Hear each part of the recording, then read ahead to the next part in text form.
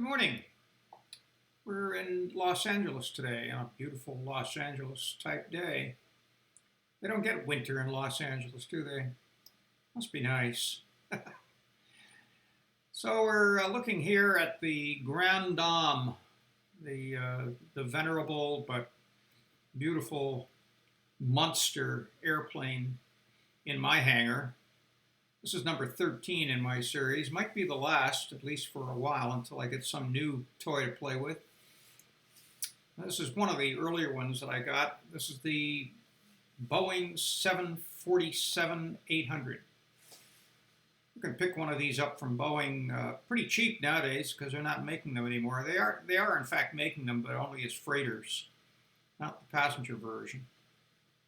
And they're quickly being retired, replaced by smaller and more efficient airplanes that can haul a lot of people to better, to more airports, easier, and a lot more economically. So we're going to take this thing and fly it to Chicago from here in LA. I've got the insides set up. Let's just take a quick look around the aircraft, give you an idea. This is the SSG version of this aircraft, not the default Boeing version. SSG does a few more things with the FMC and various other systems. But one thing they don't do, and I've always regretted this, is they don't show any of the interior. Here you've got the biggest passenger airplane in the entire inventory, and you can't go inside it.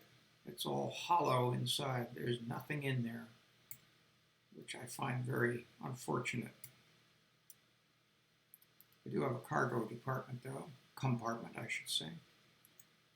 And they've got a big cockpit. I've never been particularly fond of the way it's lit. And I've tried my mightiest to see if I can get some light on this thing, but there doesn't seem to be any way to do it. They do have a lot of buttons and dials and switches, though. I will give them that. Now, there are lights here, and if I can find them, I'll turn them on. But right now, I can't seem to find them. So what I'm going to do here is flip a lot of these buttons and dials and switches and get this thing up and running. We have to do a pushback, and I'm not sure that better pushback can do it. I think we have to use the default pushback tractor. So I will take care of all of that chore and pick you up when we're ready to taxi, okay? Well, we've got a big tow truck coming up here. Let's see if it works. This is not the SSG version. This is better pushback. So we'll see what he does. It's a different tow vehicle than I've seen before. So okay, all doors and hatches are closed. Ready to connect. We'll see. Maybe this will work. That's a lot of aircraft to lift, isn't it?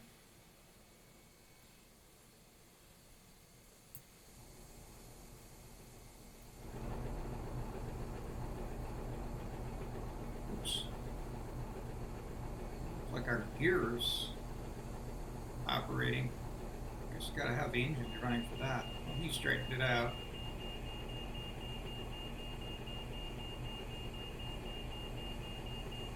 See if they actually lift this thing up in the air. Oops. Yeah, he is. Imperceptible, but true. Tow connected and bypass pin inserted. Release parking brake. Right.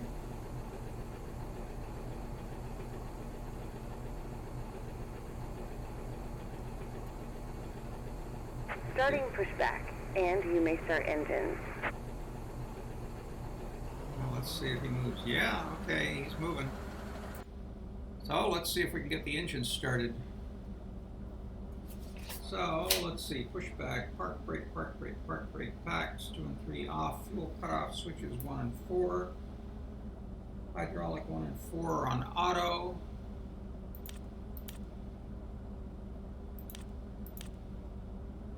And APU off. Wait, we have to get the engine started first. So where's our engine start switch? Let's see. Amongst all this stuff,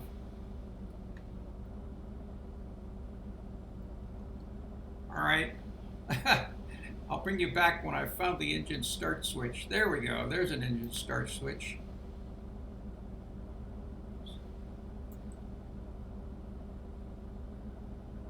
I turned on number 1. I see something's happening down here.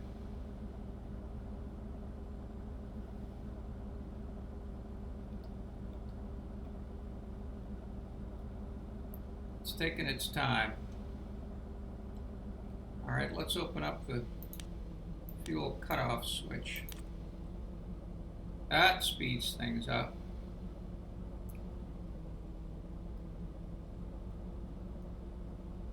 Maybe we can do 1 and 4 at the same time. Let's try that.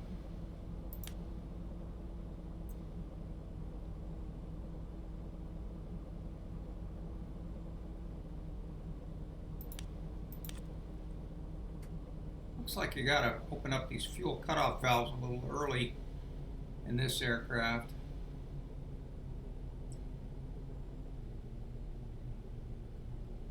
Operation complete. Go ahead and set the parking brake. All right, that's set. Disconnecting tow. Stand by. All right, let's try 2 and 3.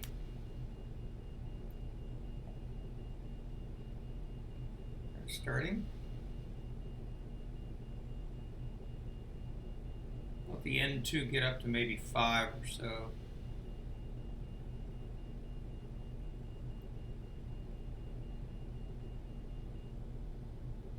Now it looks like we got to turn those on earlier. They don't really give you any clear instructions on how to start this thing.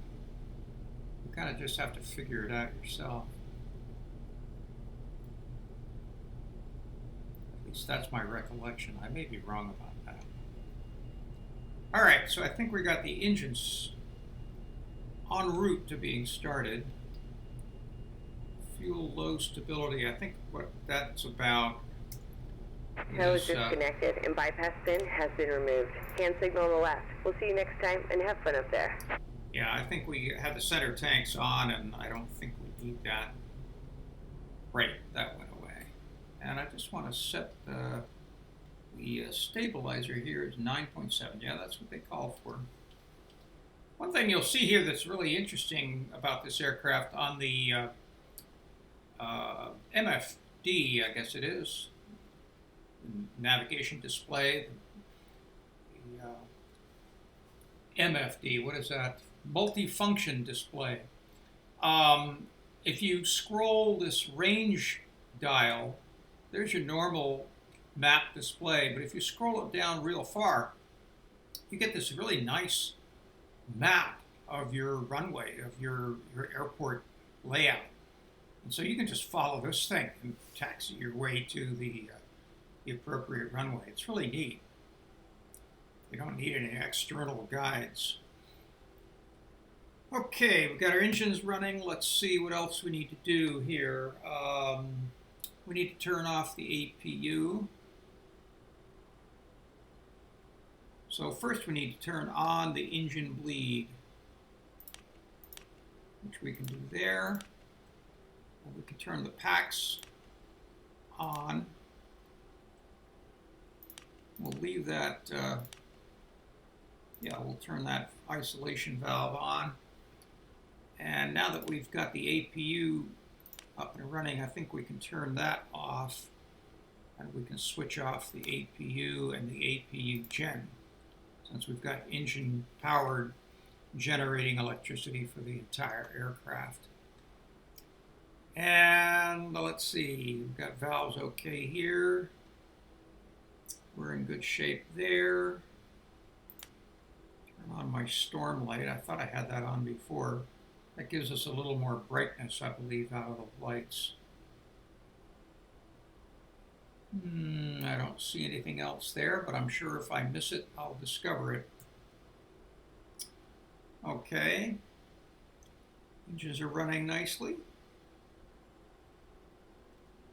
Take a look around. You betcha. Now let's turn that volume down a little bit. Hear what the world is going on. Sorry about that. I hadn't even thought about that earlier.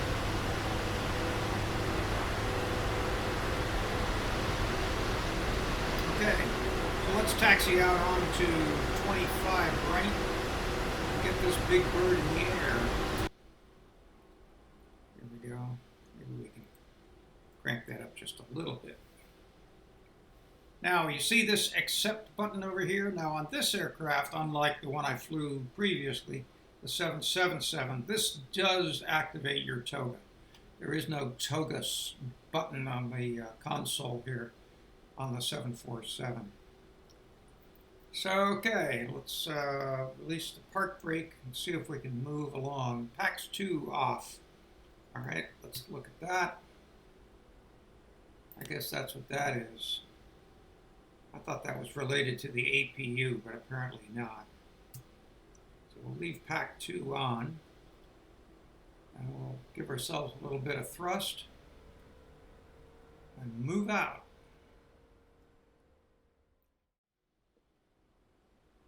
Got our flaps down 20, trim set, advance to 50.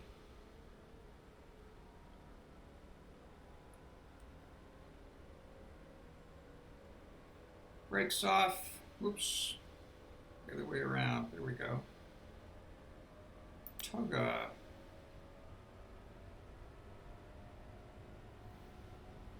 And we're rolling.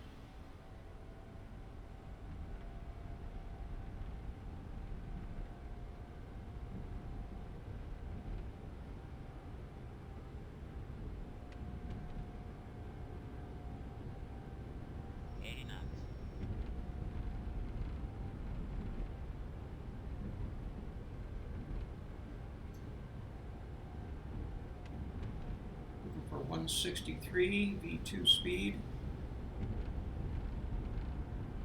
V1. There's V1. Rotate. V2. And rotate.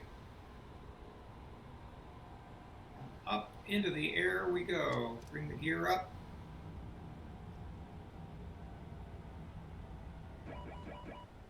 And we'll have to get that nose down. There we go. Get our speed back.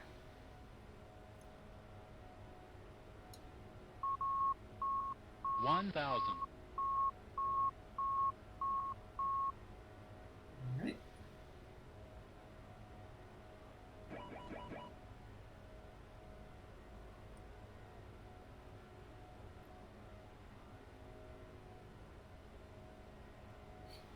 There we go. Turn on the autopilot. We're up past the first green marker. We can bring in one notch of flaps.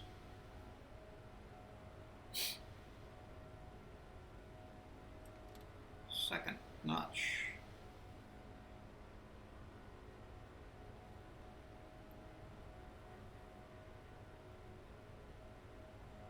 Third notch. And our FMC speed goes up to 250 as we start to make our big U-turn.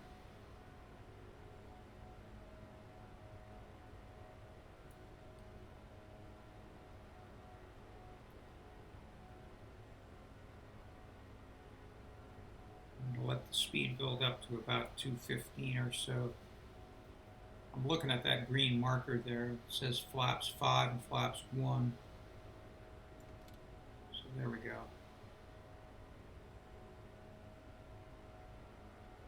And that should do it. As we build up to 250. Out over the beautiful blue waters of the Pacific.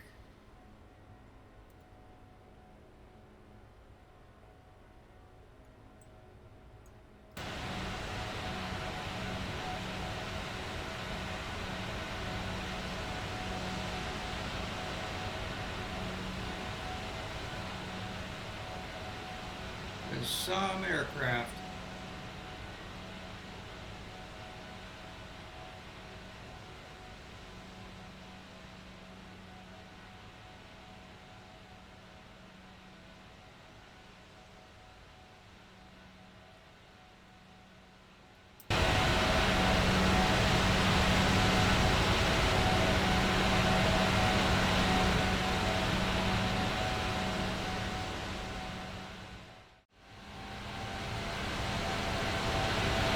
Salton Sea, aptly named.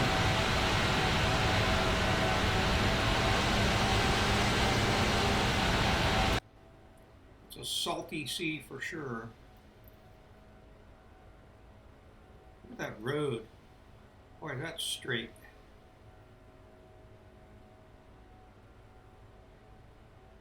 That's where you can drive your auto drive Tesla. Just set it on autopilot and go back and take a snooze. Wow. Quite a landscape. Looks like a lot of sand from up here. I'm sure it's much more interesting when you're down on the ground. It's pretty interesting from this altitude as well. All right. See you at the next point of interest, if there is one.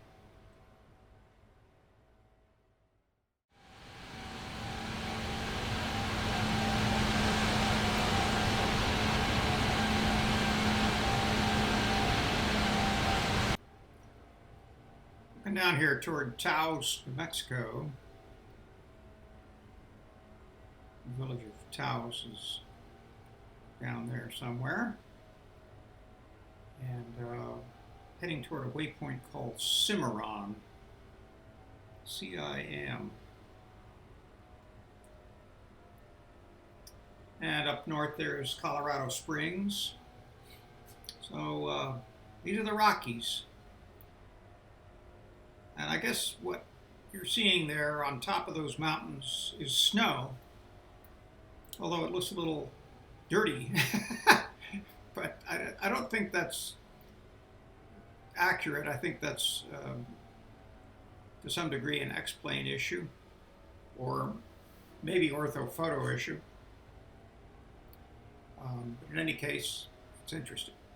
Excuse me. Well, things are starting to get rosy here in the cockpit. That's because we're heading east and it's late in the afternoon. So we get a nice golden light in our normally dingy brown Boeing cockpit. They don't make them dingy brown anymore. The new Boeings are really quite beautiful. I believe they're a bluish gray. More like the Airbus. But don't tell them that. But it is a much nicer color.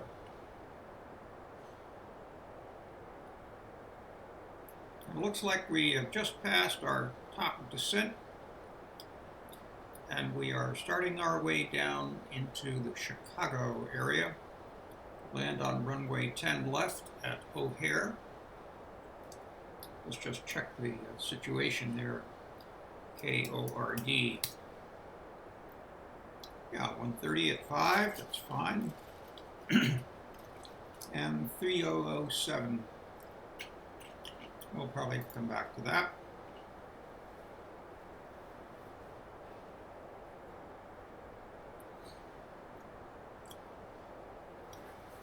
So things are going to start to darken up here a little bit in our cockpit and outside. May even wind up being a night landing. Our ETA, let's see on the... This is what fouled me up last time. I went to look at this. This is the iPad down here, and it has a bunch of things that it'll show you, including fuel and payload and your towing thing that they use. This is SSG's version of a tow thing. Kind of an ersatz sound control thing. Doesn't work very well. But under CLK, which is clock, you can see that our local time here in Missouri is 16:39, 4:39 in the afternoon. The UTC, or Greenwich time, is 22:39. Our ETA at Chicago is going to be 23:13, which is actually, we made up 2 minutes. It was supposed to be 23:15. When they say 23, that's Greenwich time. It's actually going to be 5:15. That's 17:15. So 17:13 would be the Chicago time. And we seem to be right on target. Boy, it's getting rosy in here, isn't it? All right, well, I'll fade in and fade out here as we get closer. You can see we've got a pretty straight shot down to Benny, and then we've got to turn left and right, head on into 10 left. So I'll pick you back up as we get closer.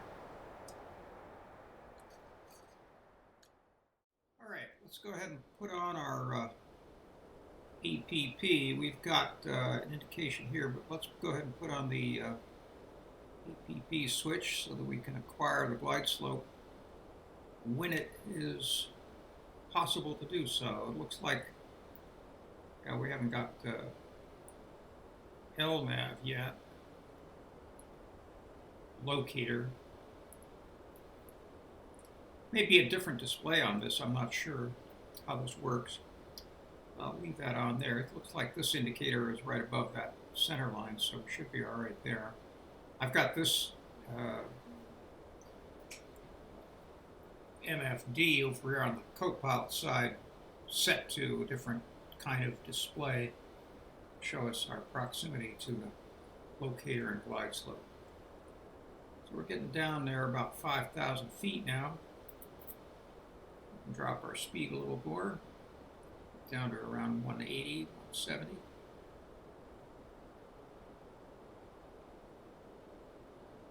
We're in the middle. No indication of the runway yet. We've got quite a ways to go. I'll keep that at 180.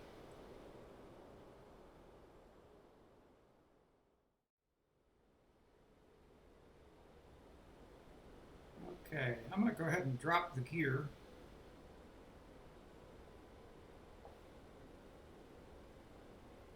This is kind of unusual. We don't have any kind of ILS signal. And it looks to me like it's not going to happen.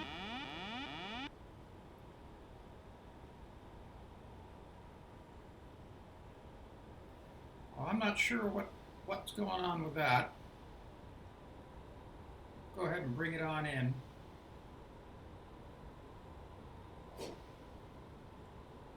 The old-fashioned way.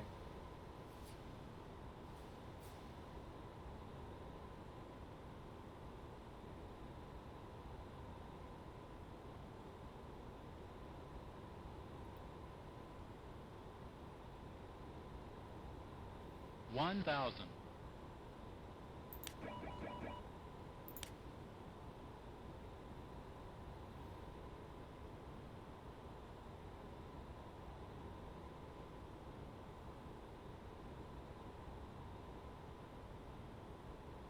Approaching 10 left.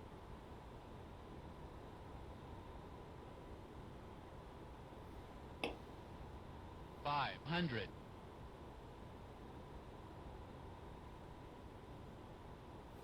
400.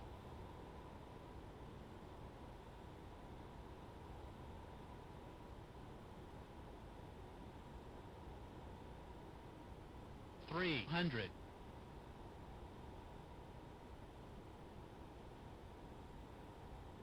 200. Minimums. 100.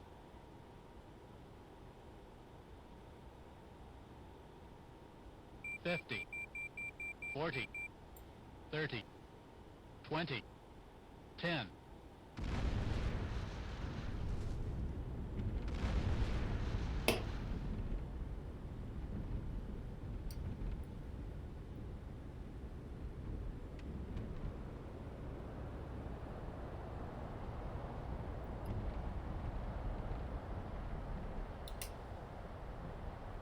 All right.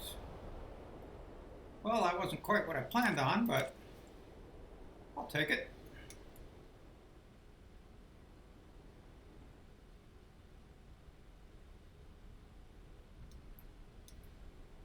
There we go.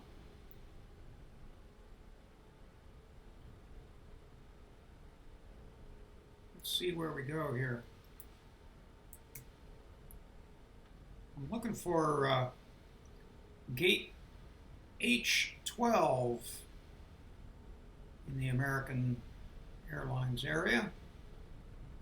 It looks like we can taxi over here.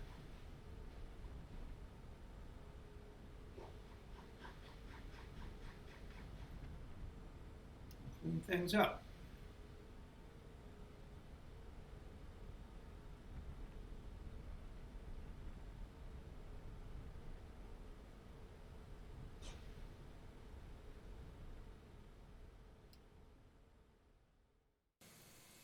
That's the 747 as rendered by Supercritical Simulations Group, SSG.